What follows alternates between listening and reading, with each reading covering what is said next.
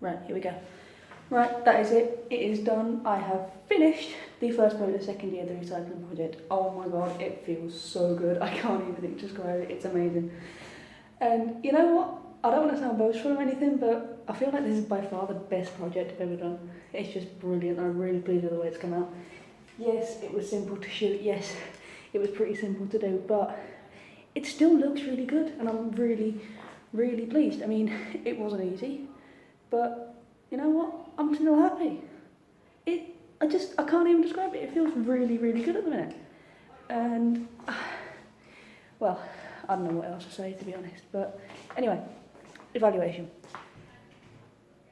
It was an interesting project from the start, but we were asked to try and keep it local. And everyone was doing Cumbria, and I don't live in Cumbria, I live in Haltwhistle, so I thought, might as well do it about Haltwhistle. And I had the idea to do interviews with people. When I asked people about interviews, people were really enthusiastic. I was pleased. And I think it's 3 interviews in the end, nearly 4, but I didn't have time to do one with someone who would talk about it from a town council point of view. I just ran out of time in the end. But it is something that I'd like to do in the future, so it's not dead yet. But people were really enthusiastic, and which is really pleasing. It's a really community-based thing. And I'm just really, really happy with how it's turned out. The first interview, the one with Andrew, was probably, I'd say, the most difficult one to execute. He was on camera, which was really good, because I had one that didn't want to, but I could tell from the way he was speaking that he got really nervous being on screen, which is fine. You know, he's not used to it, he's not an actor at the end of the day. But still, the answers that he gave were really good, but I feel as though on my part I could have done better with that, because I should have asked better questions. I should have put more prompt into the questions. Maybe that would have dragged a better answer out of it. But he really wanted to focus on the product that he was trying to sell. So obviously he's doing it from like a business point of view too. So yeah, that was really good. But I understand that thing where you're nervous about going on camera. You're not used to it, and it's just the way that things go. But overall, I'm really happy with the responses that I got from him. The second interview with Richard just wanted to be audio. He didn't want to go on camera, which is fine, it's not ideal for me, but at the end of the day, he was doing me a favour, so I thought, if he doesn't want to go on camera, I can't force him. So that was it. I just recorded it with audio. I'd planned on using a radio mic for all of the interviews, but when I opened it up, it either like there was an attachment missing, or I just couldn't get it working. It's probably more likely the latter, and it just wouldn't work. So in the end, I recorded the audio on my phone, which, it doesn't sound awful, but it's not the quality that I would have wanted it to be. So next time I'll definitely take into account, maybe get a run through on how to use a radio mic properly. But it's not the end of the world, like I say. It doesn't ruin it, which is the most important thing. But next time I'll definitely maybe even get a Zoom kit, just to be on the safe side and make sure I've got proper sound to record properly. What else? And then the third interview with Jet at the attic was, I've got to say, the best one, I think, in my opinion. The actual on technical side, the focus is very soft.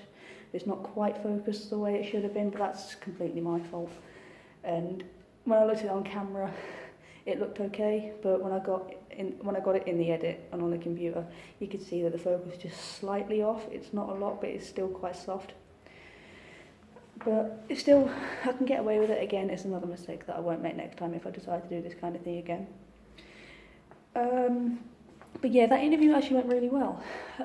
What I decided to do was, my mum, who's much better at the interview kind of thing and better with words than I am, she did the interview for me, and she did it in a really cool way. It was like a conversational style, and where she turned the whole interview into just a big conversation where like one question led on from another, and she managed to add more questions in, which got me even better responses. So that's why a lot of the footage from that interview is there more than anything else. But yeah, that one went really, really well. I'm really pleased with it. There's also the bit in there about the soap as well, which is amazing, and hopefully if I can do my part to help Haltwhistle and business too, then everybody wins with this kind of thing. But like I say, I'm really pleased with the way that interview came out, because it's just like it was proper, it was in a proper setting with someone who really enjoyed being on camera. She's got acting background, so there wasn't that nervousness that there was with Andrew's one. and got proper answers in a proper conversational style, and it just felt a lot better than you can see in the film. It feels a lot nicer than the other one. Andrew's kind of robotic, and like I say, that nervousness coming across on screen. But like I say, overall, I'm very, very happy. I think probably going back to the Richard one, again, it was just audio, like I said, which I didn't suffer from it too much, but it still wasn't ideal, and I had to film some cutaways, which I did at the tip. A huge thank you to Suez Recycling and Recovery Centre for that. Really appreciate it. And the cutaways from there during his interview. But again, it was a good interview that I got from him, don't get me wrong, but again, he had that nervousness about being recorded, which is fine. But it still sounds good. He did it very much from a business perspective about how he's done it in the past and how he's doing it now, particularly with batteries and refrigeration, which he speaks about. But yeah, so I feel like I've got completely different aspects of recycling in the film. There's the bit with Jet about second-hand goods that she buys and sells, which is her form of recycling, and I'm making this up as well. There's Richard, which is all about the electrical side of recycling and refrigeration, and then there's Andrew's, which is all about like plastic waste and stuff like that, where he sells like the plastic bottles and the iSave store. And like I say, that's Toilet Roll too, which is a brilliant, brilliant product, which I think more and more people should get involved with and start using to do our bit to save the earth. But I think to finish, I've got to say overall I am very, very happy with this film. Like I say, it's not perfect. There are some niggles. There are some things that I change, and I definitely will recolour grade it using DaVinci Resolve, because the colour's just really off on most of the shots, so it'll definitely be changed. But yeah, I think that's about it. I'm just really, really happy with it. I'm pleased with the way it's come out, and I can't wait for the next one.